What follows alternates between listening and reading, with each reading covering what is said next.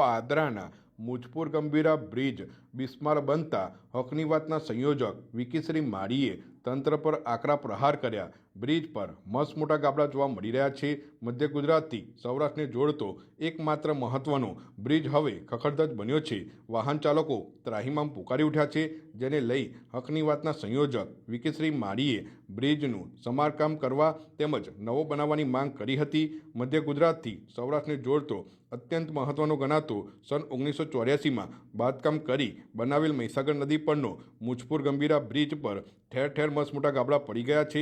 કેટલીક જગ્યા પર રેલિંગ પણ તૂટી ગઈ છે, જ્યાં તંત્ર દ્વારા ટેમ્પરરી લોખંડની પ્લેટો મારી કામ ચલાવી લેવામાં આવ્યું છે।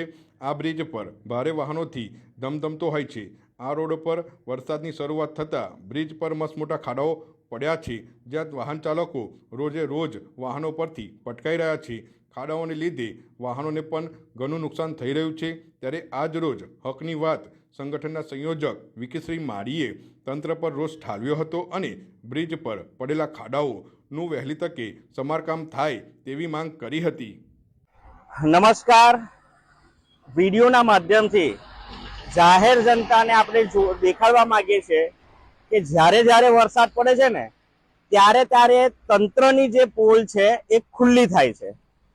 આવી જ રીતના તંત્રની પોલ દર વર્ષે જે વડોદરા જિલ્લા અને આણંદ જિલ્લાને જોડતો જે પાદરા અને ગંભીરા બ્રિજ, જે પાદરા આણંદને જે રસ્તો જોડે છે, હજારોની સંખ્યા પર અહીંયા જે ભારદારી વાહનોની અવર જવર થાય છે। અને પાદરા તાલુકા અને આણંદ તાલુકાની અંદર તમે જુઓ કે આ બ્રિજ એકમાત્ર એવો બ્રિજ છે કે જ્યાંથી તમામ બંને જિલ્લાને જોડતા તમામ વાહનો અહીંયાથી પસાર થાય છે।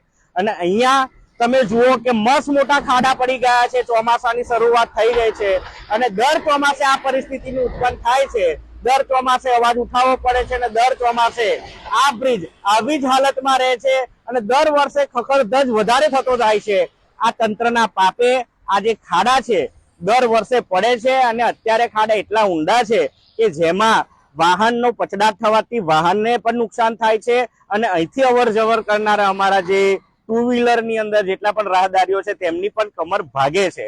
આ તંત્રના પાપે સત્તા પર બેઠેલા જે નેતાઓ છે, જે પ્રતિનિધિઓ છે, આ તેઓના કામની નિશાની છે કે જે જનતાના વોટની માંગણી કરીને સત્તા પર તો બેસી જાય છે પણ એમનો વિકાસ થાય છે પણ એ જનતાને આપે છે શું? તો કે ઊંડા ખાડા। એવા ખાડા કે જે પોતાની કમર તોડે, પોતાના વાહનનું નુકસાન કરે, આવા ખાડા તંત્રના પાપે જનતાએ ભોગવવાનો વારો આવે છે।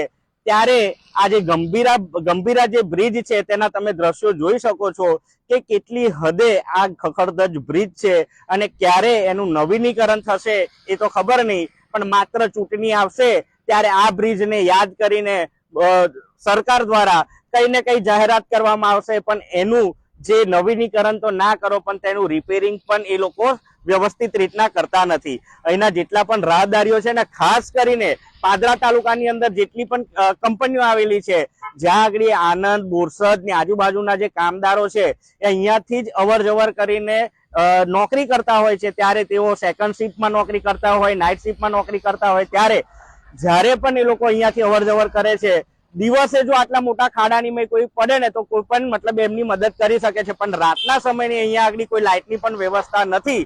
જો કોઈ કામદાર અહીંયાથી અવર જવર કરતા નાઇટ શિફ્ટમાં ઉજાગરો હોય, ઘરે પહોંચવાનું હોય, ચોમાસાનો મોસમ હોય અને આવી પરિસ્થિતિની જો આવા ખાડા એને ના દેખાય ને એ ખાડા પર પડે ને એનો અકસ્માત થાય ને એને કોઈ જાનહાની થાય તો એનો જવાબદાર કોણ? તંત્ર કે અધિકારી એની જવાબદારી લેશે? માટે તંત્રએ જાગવું પડશે અને આ બ્રિજ પર જેટલા પણ ખાડા પડ્યા છે તેની જો આ બ્રિજનું નવીનીકરણ ના થાય ત્યાં સુધી તમે વરસાદની સિઝનમાં તો તમે આ ખાડાને પૂરવાની તો પ્રયત્ન કરો। માત્ર તમે તમારી તિજોરીઓને પૂરવાના, તિજોરીઓને ભરવાના જે ધંધા કરો છો એને હવે બંધ કરો અને પ્રજાએ તમને જંગી જેવી બહુમતીથી જીતાડ્યા છે ને એવી જ રીતના જનતાને પણ સારા રોડ રસ્તા આપો અને એમને હવે આવા ખાડામાંથી જે એમની કમર તૂટે છે ને એમાં એમને રાહત આપો। વિકીશ્રી માળી, હકની વાત।